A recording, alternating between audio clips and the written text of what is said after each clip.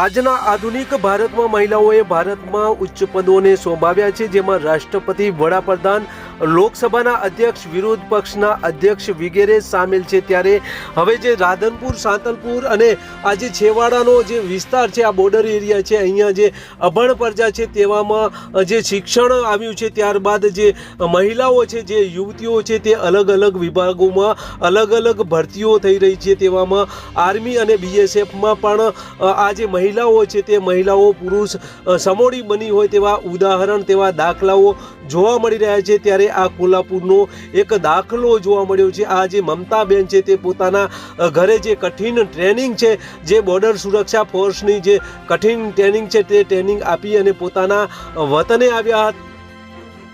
મમતાબેન રબારી પોતે જે મહિલા છે તેમ છતાં ભારત માતાની રક્ષા કરવા માટે જે પોતે 6 મહિનાની જે બોર્ડર સુરક્ષા ફોર્સમાં જે કઠિન ટ્રેનિંગ આપી અને પોતાના વતને જે પાછા આવ્યા છે, ત્યારે જે ગામ લોકોમાં જે આનંદ છે, જે ઉલ્લાસ છે, તે ઉલ્લાસ જોવા મળ્યો હતો અને આ જે યુવતી છે આવતાની સાથે જ ફટાકડા ફોડવાનું પણ શરૂ કર્યું હતું।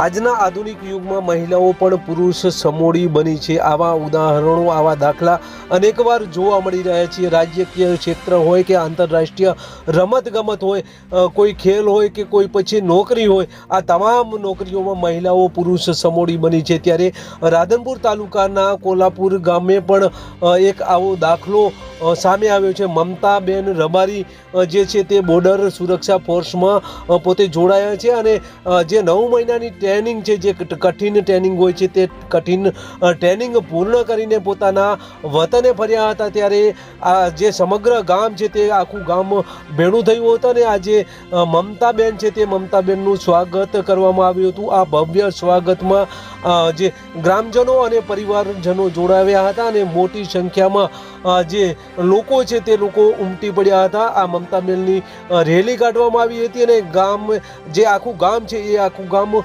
ખુશીમાં જોવા મળ્યું હતું। આમ જે મહિલાઓ છે તે મહિલાઓ પુરુષ કરતાં પાછળ નથી તેવું ઉદાહરણ અહીંયા કોલ્હાપુરમાં જોવા મળ્યું છે।